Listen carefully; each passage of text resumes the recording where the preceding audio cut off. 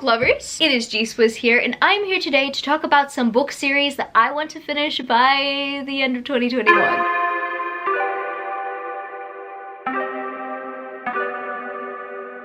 If you didn't know, it's a 7 on Sunday topic. I will link the Goodreads page down in the description where you can check it out and you can participate in a topic in the future. This week's topic is actually book series you want to finish. It's a lot more broad, but considering that we are reaching the end of 2021, I wanted to put my own spin on it. I'm a big series finisher when it comes to approaching the end of the year, and I love making videos about finishing series. And essentially, I like creating TBR videos, and I'm pretty sure a lot of you guys do too because you guys show up for them. Thank you for the support and showing up.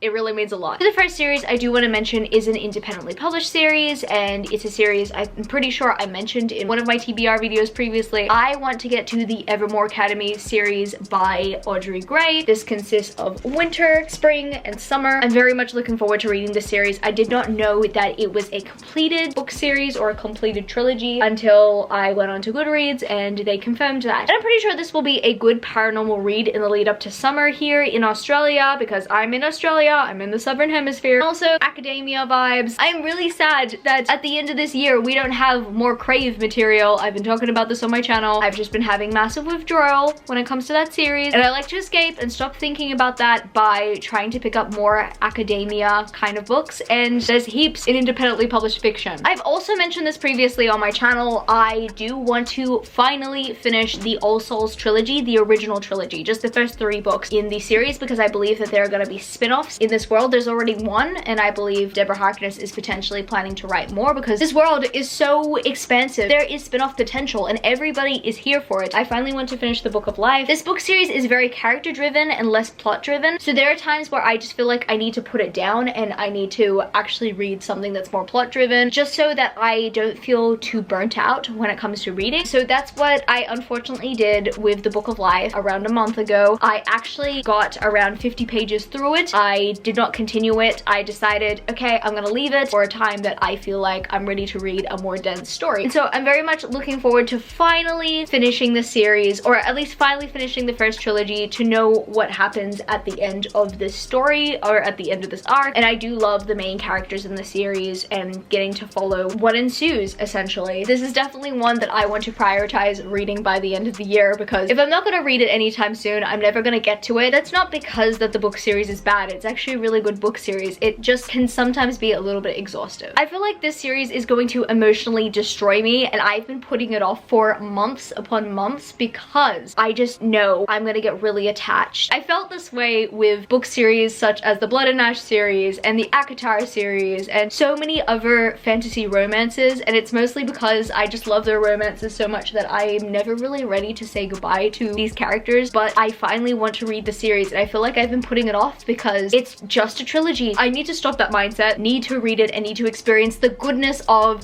the Bargainer trilogy by Laura Thalessa. I have heard nothing but great things about the Bargainer trilogy, and I already know that I'm going to love it, because so many people keep on comparing this book series to the likes of Sarah J Maas's ACOTAR and Jennifer L. Armentrout's Blood and Ash series, both of them being 2 of my favorite series ever. So many people recommend this book series as the book series you go to when you have a massive hangover and you just want to keep on going with the fantasy romance high. Sometimes I feel tempted to pick it up, but I just know that I might experience a really bad book hangover by the end of this book series. So that's why I've been avoiding it like the plague, and I finally need to read it, finally need to power through it, because I just know that I'm absolutely going to love it. And then before going into some books that I don't yet own, I do want to talk about some manga that I do have on my shelf that I want to finish. This week, Camilo and I bought the final 2 volumes for the Demon Slayer series. Some of you guys have been watching me read the series from the very beginning, and I'm speechless because we're finally at the finale. We're finally at volume 23. It blows my mind how much this series has contributed to my life in the last year. I love the Demon Slayer saga, and Camilo also does as well. We have been reading this series, we watch the anime adaptations. It's understandable if a lot of people just want to stick to the anime only, because the animation is absolutely amazing and it's pretty accurate to the source material, but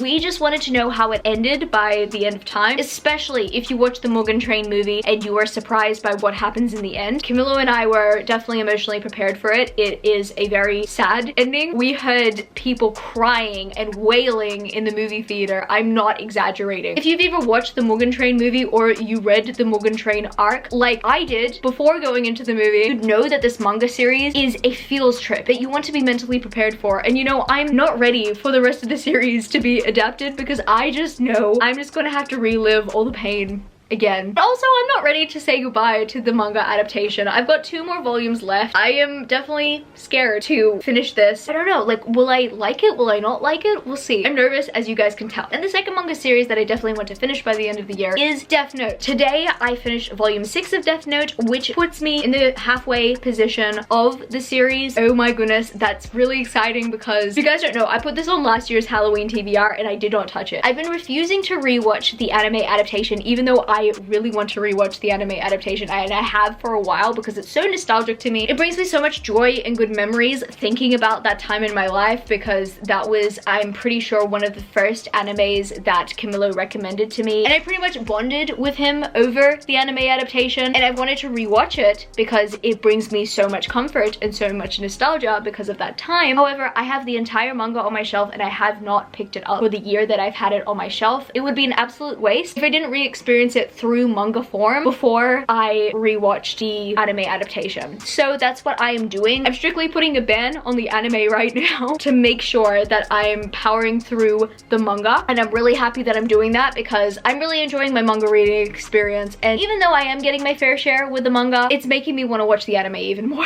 Halfway through it and I cannot wait to continue on. I got 6 more volumes left. Let's do it, G-Swizz. And the final 2 series finales that I don't yet have on my shelf that are going to be on the way to me. We are starting off with A Psalm of Storms and Silence by Roseanne A. Brown. This is the sequel and finale to A Song of Race and Ruin, which is a book I read twice last year and I loved it. Pretty sure it made my top 20 of last year. I was very much captivated by the characters. I really loved the plot and I loved Roseanne A. Brown's writing style. What I am concerned about is that I have a feeling that the series is going to end too quickly with only 1 more book left because it has potential to be expanded upon. I say this in almost every single video I mention the series. I guess I will take what we can get. I'm going to trust that Roseanne A. Brown is going to finish this series off in the best way possible. Finally, I want to mention Raybearer by Jordan E. Fueca. I read the first book, Raybearer, last year, but I read it at the wrong time. I'm pretty sure I read it after I read the Remnant Chronicles or the Seven Realms series. It was one of the two, but what I do remember is experiencing massive withdrawal after one of those 2 series. One of those book series I hated and one of those book series I absolutely loved. I just remember feeling so empty inside. So when I was trying to read a new book, I just couldn't put all of my energy and attention into it. Raybearer ended up falling under that category for me. It was one of those book series that I just could not really invest myself in. Another example of this is definitely The Crow Rider by Caitlin Josephson. That was a sequel that I was looking forward to and I just couldn't engage myself in it. There's so many books that unfortunately a book hangover or a withdrawal period makes that happen with. Unfortunately, Raybearer ended up being one of those books. And so I want to reread the first book, Raybearer, and in addition to that also read Redemptor, which is the finale. The reason why I'm not showing my copy of Raybearer right now is because I'm actually unhauling that copy. And the reason why I'm unhauling that copy, I purchased the Illumicrate special editions. I didn't know that they were still in stock at all, and I ended up going into Illumicrate's website when I was getting ready to purchase the Greenbone Saga. Those covers were absolutely amazing. So I was getting ready to purchase them and I noticed that Raybearer was still listed as a book series that was on sale from them. After months, I'm pretty sure, of it finally going on sale, there's still a few boxes left over, and so I decided,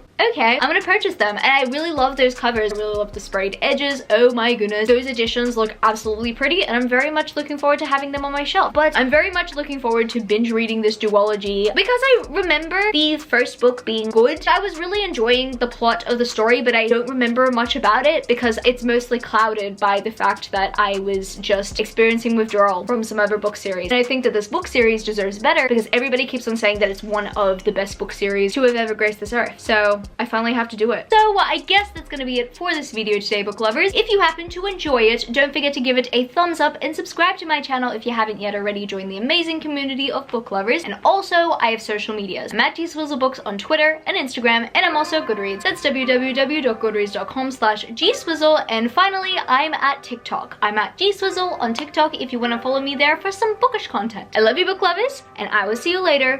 Peace. Started out with half and I flipped it into double.